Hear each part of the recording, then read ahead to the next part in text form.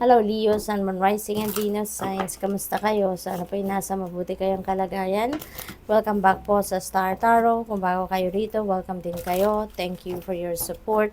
I truly appreciate it. God bless you all, Leo. Maraming salamat sa mga likes and subscribes po ninyo, pati na rin sa mga komento. Maraming thank you.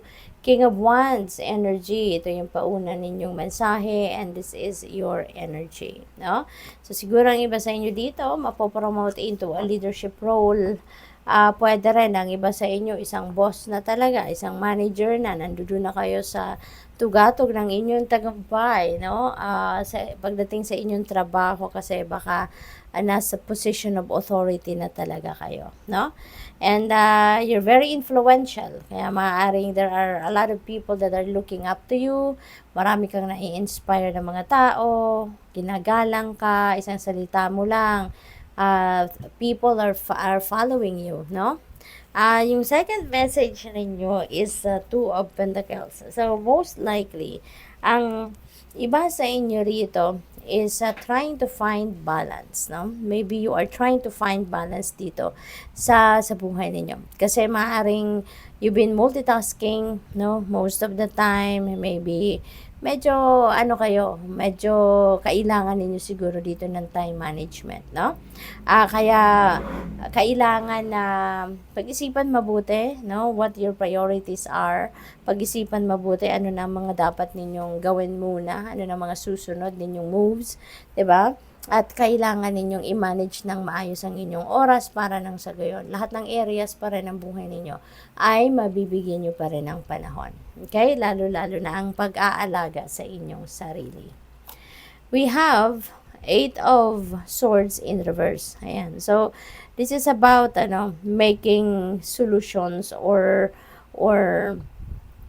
applying solution sa inyong mga sitwasyon, no, na maaaring ikinalulungkot ninyo, maaaring ikinakamori ninyo, yung gano'n. So, kung ano man ang sitwasyon na to, no, na parang restricted kayo, parang hindi kayo makagalaw na gusto ninyong galaw, yung gano'n, no? It's coming to one end, no? Masusolusyonan mo na yan, mahahanapan mo na yan ng way out, kung baga, at makakapag-relax ka din, you know, at magiging malaya ka, no, na gawin ang gusto mong gawin. What else? We have Two of Swords. Ayan. So, meron tayong dalawang two. So, that becomes number 22, and number 22 is a master number. So, I suggest po, pakitignan ninyo ang ibig sabihin ng master number 22 po for more guidance. Okay? So, ngayon, Leo, you are torn between choices. Okay? You are torn between different options, no? So, siguro meron kayong mga iba't ibang pagpipilian ngayon, no, sa inyong mga gagawin. Kasi, let's say for example, yung decision ninyo, magta-travel ba kayo? Saan? Diba? Maaaring meron kayong pinagpipilian. From this country or doon, or from this city or doon. So, nahihirapan ang iba sa inyong magdesisyon sa ngayon. Okay? Kaya parang ang ginagawa ninyo o ginagawa ng iba sa inyo sa ngayon, parang dinededman nyo na muna to. Kasi maybe na-stress na kayo kakaisip, no? Na-stress na kayo kakatingin, kaka-research siguro, at hindi nyo pa rin hahanap, no, yung sagot dyan sa mga tanong ninyo sa inyong isipan. We have Four of Pentacles. Ayan. So, this is about saving money. So, siguro ang iba sa inyo dito, puro savings, no? At medyo hirap na hirap siguro ang iba sa inyo na magastos. Even if it's necessity. 'Di ba? So, may mga ganun talaga. Yung titipirin yung kung ano yung mga necessity para mas malaki yung maitatabi. No? May mga ganun. And ang iba sa inyo rito, parang halos ayaw nang gumastos para sa mga necessities, no? Kasi mas gustong itabi ang pera.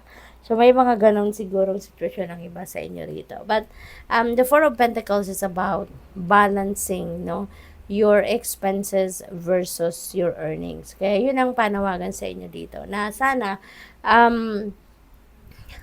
balanse lang dapat ang gagawin. May naitatabi at meron ding na-allocate na budget para sa mga pangangailangan. Okay? Meron din dito, no, financial success na maaaring dumating sa inyo. No? Meron perang dadating. We have 6 of wands, and this is victory energy. No? Masayang-masaya kayo at this time kasi ma-achieve nyo na yung mga bagay na pinagtatrabahuan ninyo. Mga bagay that you've been wanting to achieve, no? Mga sitwasyon na gusto ninyong ma-reach. Ito na yon, no? And this is about also arrival of prosperity and abundance sa buhay ninyo.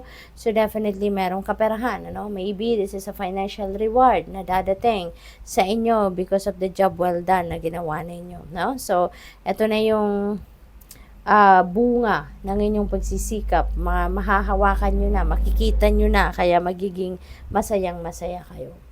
What else? We have Ace of Swords. Ayan, so this is a new beginning energy. Okay, so ito yung pagsisimula, no, ng bagong yugto sa buhay ninyo. There is a new beginning sisimulan kayo rito. Depende sa inyong sitwasyon.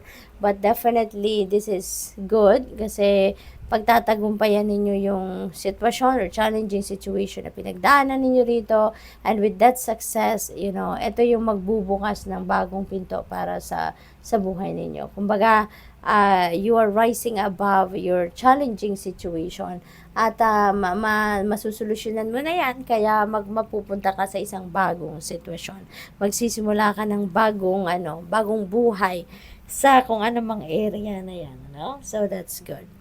What else? We have 10 of Swords. Ayan. So, this is good, no? Si 10 of Swords kasi this is about ending and beginning. So, yung tatapusin mo dito, this is something na nahirapan na kayo. For the longest time, nagtiyaga na kayo, sakripisyo, yung ganoon. Pero ngayon, tama na. No? Maybe mas maiisip ninyo na enough is enough. It's time for me to move on. It's time for me to start a new life on a clean slate. No? Kasi ang iba sa inyo dito, dumaan kayo sa sobrang hirap na sitwasyon. Ang daming swords, 'di ba? So imagine niyo na lang kung gaano kasakit, no, yung naidulot ng mga swords na 'yan. Tusok na tusok, no? Kasi kayo dito na maaring naloko kayo, na-deceive kayo, na pagsinungalingan kayo, yung gano'n. As in, matinding sakit ang naramdaman ninyo, whatever the case may be.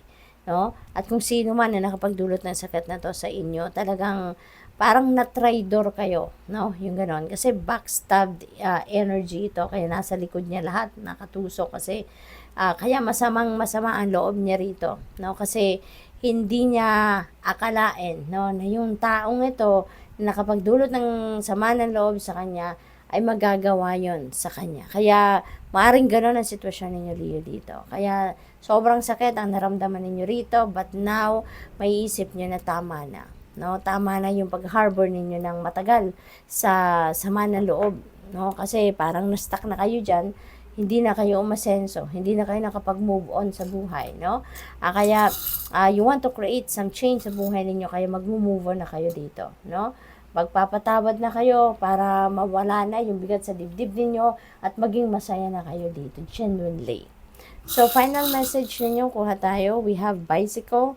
Ayan, so siguro, dati, mahilig kayo magbisikleta, no? Pero ngayon, or for the longest time, baka hindi na kayo nakakabalik, no, sa pagbabike. Kaya, pwedeng invitation itong muli sa inyo, o reminder itong muli sa inyo na sakay na uli sa bisikleta ninyo, no? Lalo-lalo na kung fit naman kayo, physically fit naman kayo, di ba? To ride a bike, then go for it. And this is also about hard work, no? So, siguro, may napipintong bagong trabaho kayo rito or bagong gagawin, bagong venture, bago siguro kayo sa career ninyo or bago kayo sa trabaho, kaya kailangan niyo na mag-work hard, no, or work harder kasi nga kailangan ninyong mag-adjust. So good luck po. Thank you for watching. Love and light. Namaste.